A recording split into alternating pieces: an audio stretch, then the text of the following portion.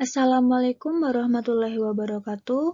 Kembali lagi di mata pelajaran geografi. Kali ini kita akan melanjutkan materi yang lalu.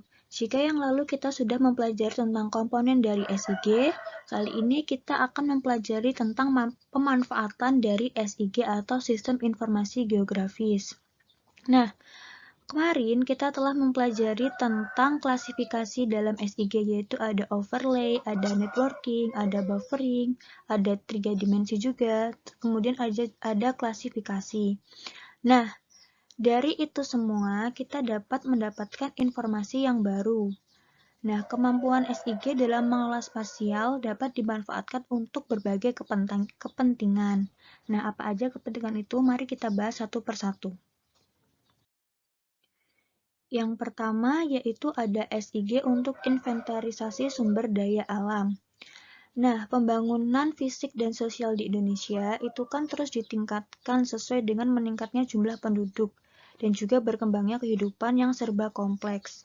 Nah, perkembangan ini mendorong perlunya informasi yang rinci tentang data sumber daya alam yang mungkin dapat dikembangkan.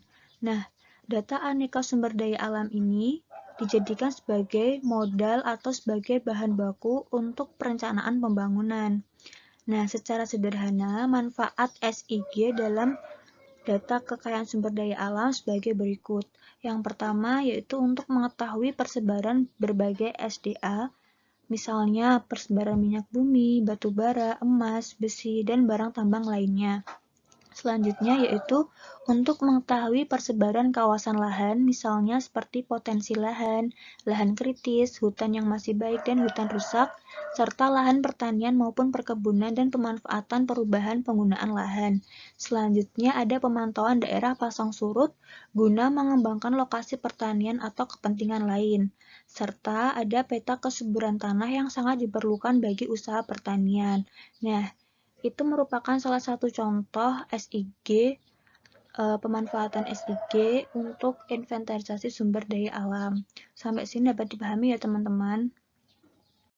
Nah, selanjutnya yaitu SIG untuk perencanaan pembangunan. Nah, perencanaan pembangunan dengan memanfaatkan SIG ini dapat dilakukan dengan analisis peta-peta tematik untuk mengetahui kemampuan lahannya.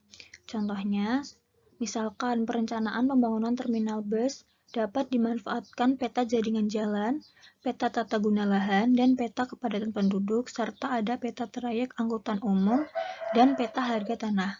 Nah, analisis yang dapat digunakan ialah analisis klasifikasi dan analisis overlay. Nah, seperti ini contohnya. Dapat dipahami ya teman-teman? Selanjutnya yaitu SIG untuk perencanaan ruang.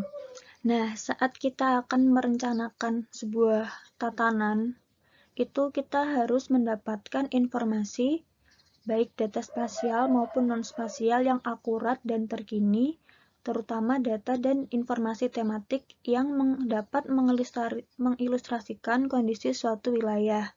Nah, hal ini dapat didukung dengan SIG, karena dari SIG ini dimungkinkan untuk penggabungan data berbasis informasi yang dikumpulkan melalui misalkan ada peta, citra satelit, kemudian ada survei lapangan yang kemudian dituangkan dalam layar-layar peta. Nah, ini dapat dianalisis dengan analisis overlay beberapa layar tematik di atas peta-peta dasar untuk membantu proses menganalisa wilayah. Nah, salah satunya yaitu ada untuk pendataan dan pengembangan jaringan transportasi, kemudian untuk pendataan pajak dan bumi dan pembangunan. Kemudian ada untuk pendataan dan pengembangan permukiman penduduk seperti kawasan industri, sekolah, rumah sakit, sarana hiburan dan rekreasi serta perkantoran. Kemudian untuk mengetahui luas dan persebaran lahan pertanian serta kemungkinan pola drainasenya. Kemudian untuk mengetahui potensi dan persebaran penduduk. Nah, ini merupakan manfaat SIG dalam bidang perencanaan wilayah. Seperti itu, teman-teman. Kemudian manfaat SIG untuk pariwisata. Nah, dalam bidang pariwisata, pemanfaatan SIG ini dilakukan seperti untuk menginventarisasi pariwisata dan analisis potensi pariwisata di suatu daerah. Nah, S3 di bidang pariwisata ini sangat membantu manusia zaman sekarang untuk mempermudah melihat destinasi wilayah pariwisata yang akan dikunjungi atau sedang dikunjungi.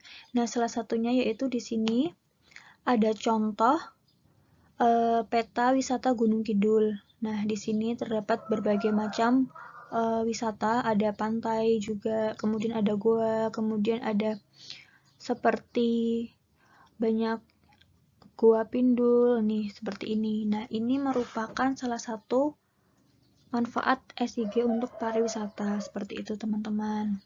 Dapat dipahami ya? Sekarang kita lanjut ke slide selanjutnya. Nah, kemudian ada SIG untuk perencanaan transportasi. Nah, dalam bidang transportasi, pemetaan SIG digunakan untuk inventarisasi jaringan transportasi publik, kesesuaian rute alternatif, perencanaan perluasan sistem jaringan jalan, serta analisis kawasan rawan kemacetan dan kecelakaan. Nah, di sini contoh peta di samping ini merupakan dari peta rute sarana kesehatan di Kecamatan Bansari dan Kecamatan Kledung. Jadi, di sini SIG ini bermanfaat untuk mengetahui rute tercepat atau rute alternatif untuk ke sarana kesehatan, seperti itu teman-teman. Jadi dapat memudahkan kita agar tidak macet saat kita menuju ke lokasi tujuan dan juga dapat efisiensi waktunya, seperti itu. Dapat dipahami ya? Oke, selanjutnya ada SIG untuk mitigasi bencana. Nah, salah satu manfaatnya yaitu misalkan dapat menandai titik wilayah yang kemungkinan rawan bencana. Hal ini penting sebagai upaya pencegahan. Kemudian dapat meminimalkan dampak atau korban bencana dengan memetakan daerah rawan bencana akibat yang dapat ditimbulkan oleh bencana tertentu tentu saja dapat diminimalisir. Kemudian, SIG dapat mengidentifikasi wilayah prioritas dalam melakukan mitigasi bencana agar SIG menjadi tepat guna dan tepat sasaran. Kemudian, keakuratan data dari hasil analisis SIG ini dapat dilakukan perencanaan yang matang untuk evakuasi korban serta mengidentifikasi rute evakuasi alternatif. Selanjutnya, data dari SIG juga dapat digunakan untuk menentukan zona aman untuk merancang perencanaan tempat pengungsian bagi para korban. Nah, di samping kanan kita ini merupakan contoh dari peta zonasi ancaman banjir lahar dingin. Ini menggunakan buffering ya. Ini jarak 300 meter dari daerah aliran sungai di wilayah Gunung Api Merapi. Nah, seperti ini teman-teman. Ini merupakan salah satu manfaat SIG dalam mitigasi bencana. Jadi, dengan adanya peta zonasi ancaman banjir lahar dingin ini dapat meminimalisir korban dan juga dapat meminimalisir kerugian yang ada nantinya. Seperti itu. Dapat dipahami sampai sini ya? Nah, itu tadi merupakan contoh-contoh pemanfaatan SIG di berbagai bidang. Gimana teman-teman? Sampai sini sudah paham kan? Kalau sesungguhnya SIG itu memiliki banyak sekali manfaat yang dapat kita gunakan untuk mencari informasi dan untuk mempermudah kita dalam mencari informasi juga.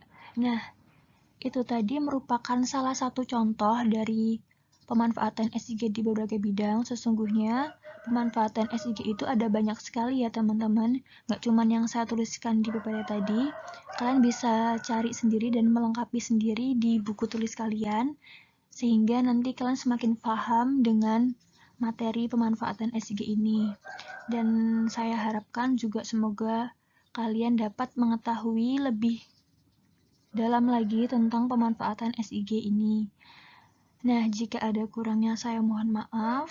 Terima kasih, semoga video pembelajaran ini dapat bermanfaat untuk kalian. Wassalamualaikum warahmatullahi wabarakatuh. Jangan lupa untuk jaga kesehatan terus ya. Have a nice day. Bye-bye.